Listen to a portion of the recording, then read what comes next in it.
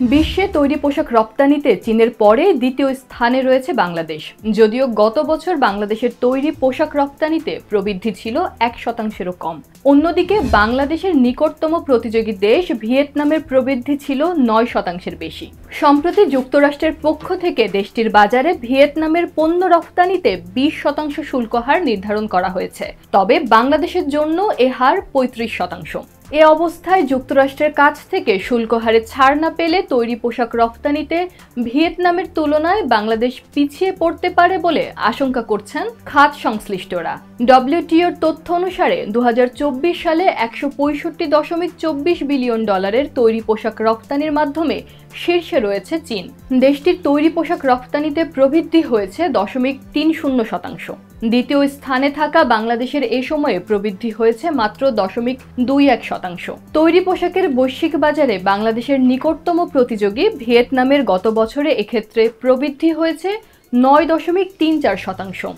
জানতে চাইলে বিজিএমই এর সাবেক পরিচালক ও ডেনিম এক্সপার্ট লিমিটেডের ব্যবস্থাপনা পরিচালক মোহাম্মদ মহিউদ্দিন রুবেল বণিক বার্তাকে বলেন, $124 বিলিয়ন বাণিজ্য ঘাটতি থাকা সত্ত্বেও ভিয়েতনাম এরই মধ্যে 20% শুল্ক হার নিশ্চিত করেছে। অন্যদিকে বাংলাদেশ মাত্র $6.20 বিলিয়ন বাণিজ্য ঘাটতি নিয়ে ভিন্ন পরিস্থিতির মুখোমুখি হয়েছে। তবে যুক্তরাষ্ট্রের বাজারে আমাদের প্রধান প্রতিযোগী দেশ চীন, ভারত ও পাকিস্তানের ক্ষেত্রে শুল্কের হার কেমন হয় সেটি দেখতে হবে।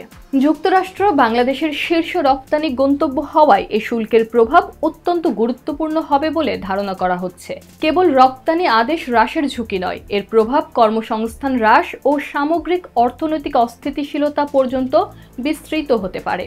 শুল্ক বৃদ্ধির ফলে কেবল বাণিজ্যেই নয়, বরং বাংলাদেশের অর্থনৈতিক প্রেক্ষাপটের বিভিন্ন ক্ষেত্রে বহুমাত্রিক চ্যালেঞ্জ তৈরি হতে পারে।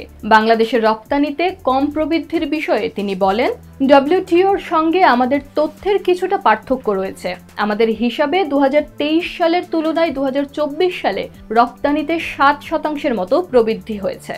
তবে সার্বিকভাবে গত 2-3 বছর বৈশ্বিক ও দেশের অর্থনৈতিক পরিস্থিতি উত্থান পতনের মধ্য দিয়ে গেছে, ফলে এই সময়ে কিছুটা প্রভাব তো পড়ছেই। সাম্প্রতিক সময়ে যুক্তরাষ্ট্রের আরোপিত শুল্ক বৈশ্বিকভাবে উদ্বেগের কারণ হয়ে দাঁড়িয়েছে। যুক্তরাষ্ট্রের সঙ্গে দর কষাকষি ও বাণিজ্য চুক্তির মাধ্যমে শুল্ক ছাড় কিংবা কমিয়ে আনার চেষ্টা করছে দেশগুলো। যুক্তরাষ্ট্রের বাজারে বাংলাদেশের প্রধান প্রতিযোগী দেশ 4টি: চীন, ভিয়েতনাম, ভারত ও পাকিস্তান। এরই মধ্যে ভিয়েতনাম যুক্তরাষ্ট্রের সঙ্গে বাণিজ্য চুক্তির মাধ্যমে শুল্ক হার 20% নামিয়ে আনতে সক্ষম হয়েছে। ভারতের সঙ্গে আলোচনা চললেও এখন পর্যন্ত কোনো চুক্তি হয়নি। চীনের ক্ষেত্রে যুক্তরাষ্ট্রের মনোভাব এখন পর্যন্ত কঠোর অবস্থানে রয়েছে, ফলে দেশটি শুল্কের ক্ষেত্রে সুবিধাজনক অবস্থানে নেই। পাকিস্তানের ওপর শুল্কের হার বাংলাদেশের কাছাকাছি থাকার সম্ভাবনা রয়েছে। খাত সংশ্লিষ্টরা বলছেন, মার্কিন শুল্কের কারণে ভিয়েতনাম বাংলাদেশের তুলনায় সুবিধাজনক অবস্থানে থাকলে সেক্ষেত্রে দেশটি বাংলাদেশের সর্বোচ্চ 20% ক্রয়াদেশের ওপর প্রভাব ফেলতে পারবে। কিন্তু ভারত ও পাকিস্তান বাংলাদেশের চেয়ে সুবিধাজনক অবস্থানে থাকলে তারা বাংলাদেশের বাকি 80% ক্রয়াদেশের ওপর প্রভাব ফেলার ক্ষেত্র তৈরি হবে। ভিয়েতনামের সঙ্গে বাংলাদেশের রপ্তানির ব্যবধান খুব বেশি না হওয়ায় দেশটির তৈরি পোশাক রপ্তানিতে বাংলাদেশকে ছাড়িয়ে যাওয়ার সম্ভাবনাও রয়েছে। এ অবস্থায় যুক্তরাষ্ট্রের সঙ্গে দর কষাকষির মাধ্যমে শুল্কের পরিমাণ কমানো সম্ভব না হলে সেটি বাংলাদেশের তৈরি পোশাক রপ্তানির ক্ষেত্রে নেতিবাচক প্রভাব ফেলবে। Bangladesh knitwear manufacturers and exporters association BKME এর নির্বাহী সভাপতি ফজলে শামীম আহসান বণিক বার্তাকে বলেন, বাংলাদেশের ওপর পাল্টা শুল্ক 100% আরোপ করা হলেও কিছু যায় আসবে না যদি চীন, ভারত ও পাকিস্তানের ওপর আরোপ করা শুল্ক হার বেশি বা কাছাকাছি থাকে। আমি বাংলাদেশের ওপর কত শুল্ক আরোপ হতে যাচ্ছে সেটা নিয়ে চিন্তিত না, চিন্তিত প্রতিযোগী দেশগুলোর ক্ষেত্রে শুল্ক হার কি বসতে যাচ্ছে সেটা নিয়ে।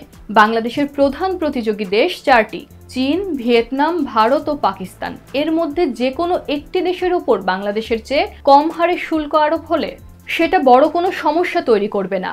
কিন্তু 3টি দেশের যদি বাংলাদেশের চেয়ে শুল্ক হার কম হয় সেটা বাংলাদেশের জন্য দুশ্চিন্তার বিষয় হতে পারে।